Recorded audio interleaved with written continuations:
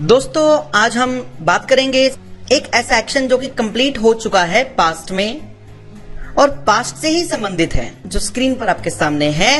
It is used to express a completed action related to past. जो कार्य बीते समय यानी कि पास्ट में हो चुका है उसकी जानकारी देने के लिए इसका प्रयोग बहुत ही साधारण है। हमें बिल्कुल सेंटेंस के शुरू में सब्जेक्ट लगाना है। Subject means I, we, you, they, plural, या फिर सिंगुलर सब्जेक्ट्स में he, she, it, singular noun और any singular name, plus as a helping verb had. Had के साथ हमेशा वर्ब की थर्ड फॉर्म यूज होगी, plus rest of the sentence. इसको थोड़ा और ध्यान से समझेंगे। हमारा स्कूल गोइंग कैरेक्टर जो स्क्रीन पर आप देख रहे हैं, स्कूल गोइंग बॉय बोलता है, नंबर 1 पर देखिए, I was out of home yesterday। कल मैं अपने घर से बाहर था। When I entered my home, जब मैं अपने घर पहुंचा तो क्या क्या हो चुका था। नंबर 2 पर देखिए, My family had taken breakfast।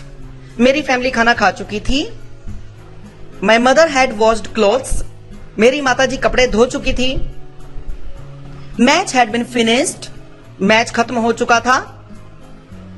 Children had watched movie. बच्चों ने फिल्म देख ली थी।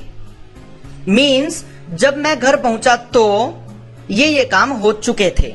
यही हमारा कहने का तात्पर्य है कि जब भी हमारा कोई भी एक्शन, कोई भी काम जो कि पास्ट से रिलेटेड था, जो कि पहले से चल रहा था, लेकिन वो काम समाप्त हो गया, तो वहां पर हमारे पास हैड प्लस वर्ब की थर्ड फॉर्म का यूज होगा। मैं दोबारा से आपको रिमाइंड कराऊंगा, it is used to express a completed action related to past. जो कार्य बीते समय में यानी कि पास्ट में हो चुका है उसकी जानकारी देने के लिए हम हैड प्लस थर्ड फॉर्म का यूज करेंगे। इसको कुछ एग्जांपल्स को हम सिंपल में, नेगेटिव में, इंट्रोगेटिव में और इंट्रोगेटिव प्लस नेगेटिव में डिस्कस करेंगे।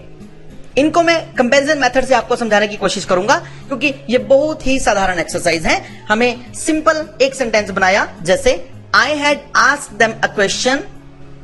नेगेटिव में I had not asked them a question, helping verb के बाद हमारा नॉट लग गया।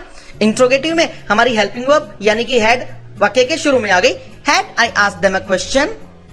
इंट्रोगेटिव में हमें सेम इंट्रोगेटिव प्लस नेगेटिव में हमें सेम इंट्रोगेटिव लेकर थर्ड प्लेस पर नोट लगा देना, had I not asked them a question. Again मैं दोबारा से एक बार बोलना चाहूंगा, had I not asked them a question. Next, they had already left Haryana. They had not already left Haryana. Had they already left Haryana? Had they not already left Haryana? Criminal had confessed his crime. Criminal had not confessed his crime. Had criminal confessed his crime? Had criminal not confessed his crime? They had made the rules mandatory for all. They had not made the rules mandatory for all. Had they made the rules mandatory for all? Had they not made the rules mandatory for all? India had won the battle. India had not won the battle. Had India won the battle? Had India not won the battle? अब इन वाक्यों को ध्यान से देखेंगे दोबारा से। I was out of home yesterday when I entered my home. My family had taken breakfast. My mother had washed clothes. Match had been finished. Children had watched movie. यानी कि जब मैं घर पहुंचा तो ये कार्य हो चुके थे। यहां पर मैं आपको यह समझाने का प्रयत्न करूंगा कि हमारे पास वाक्य में कई बार दो कार्य दिए होते हैं। एक तो काम बिल्कुल सिंपल है कि अगर हमारे पास सेंटेंस में ऐसा आ गया कि मैच खत्म हो चुका था, इस तरह के सेंटेंस में यह चीज शो की गई कि हाँ ये काम था और ये कंप्लीट हो गया, यानी कि एक्शन हमारा कंप्लीट हो गया। लेकिन कई बार हमारे पास सेंटेंस में दो काम दिए होते हैं, दो एक्शन दिए होते हैं। इनमें से एक चीज का ध्यान रखना है, जो एक्शन पहले कंप्लीट हुआ उसके साथ हम हैड प्लस थर्ड फॉर्म लगाएंगे, और जो एक्शन सेकंड नंबर पर कंप्लीट हुआ उसके लिए हम सेकंड फॉर्म का यूज करेंगे। जैसे Ravi had gone home when I arrived in the school. She had cooked food before the guest arrived. I had completed my work before the boss came. Second